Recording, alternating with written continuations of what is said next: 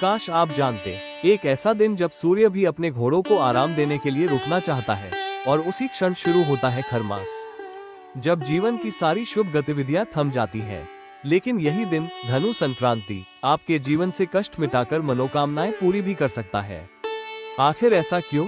आज के वीडियो में हम धनु संक्रांति 2025 की तारीख, महत्व, पूजा विधि, फल और इसके पीछे छिपी अद्भुत पौराणिक कथा को विस्तार से जानेंगे। धनु संक्रांति 2025 कब है?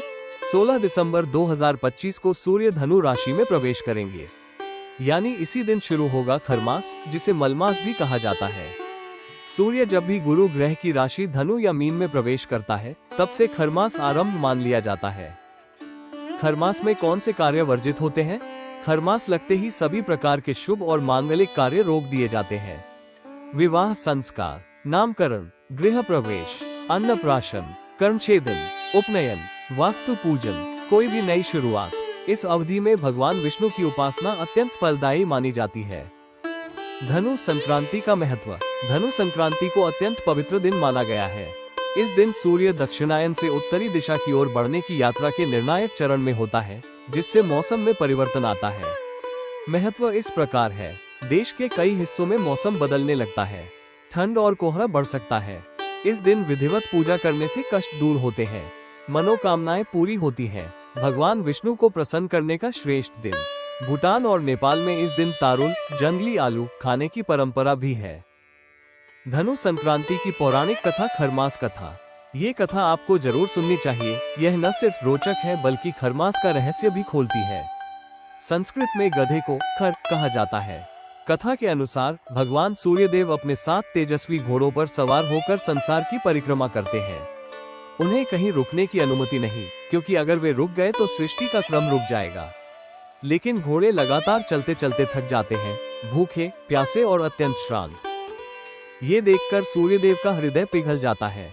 वे अपने घोड़ों को आराम और जल देने के लिए उन्हें तालाब के किनारे ले जाते हैं। परंतु समस्या ये, यदि सूर्य का रथ रुक गया तो अनर्थ हो जाएगा। तभी सूर्यदेव को नजर आते हैं 2 खर, 2 गधे। वे घोड़ों को विश्राम देते हैं और गधों को अपने रथ में जोड़ देते हैं। अब गधे तो गधे, उनकी गति धीमी हो जाती है।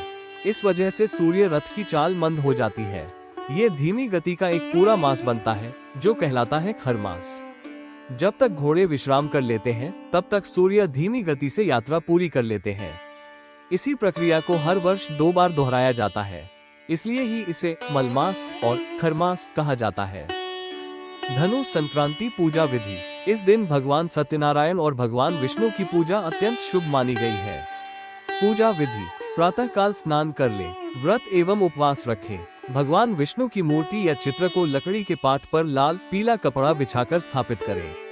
मूर्ति का अभिषेक करें, चित्र को स्वच्छ करें, धूप दीप जलाएं, दीपक स्वयं न बुझाएं। भगवान के मस्तक पर हल्दी, चंदन, कुमकुम और अक्षत लगाएं। फूलों और माला से सजाएं। अनामिका उंगली से चंदन गंध लगाएं। प्रसाद अर्पित करें, नैवेद्य बिना नमक, मिर्च और तेल के। हर व्यंजन पर तुलसी पत्ता रखें। केले के पत्ते, मेवा, फल आदि चढ़ाएं। अंत में सत्यनारायण कथा का पाठ करें। आरती करें, विष्णु जी, लक्ष्मी जी, शिव जी और ब्रह्मा जी की। प्रसाद सब में वितरित करें। धनु संक्रांति सिर्फ एक खगोलीय घटना नहीं, यह वो दिन है जब सूर्य भी करुणा दिखाते हैं और भगवान विष्णु आपकी मनोकामनाएं सुनते हैं। इस पावन दिन पर की गई पूजा आपके जीवन से कष्ट दूर कर देती है।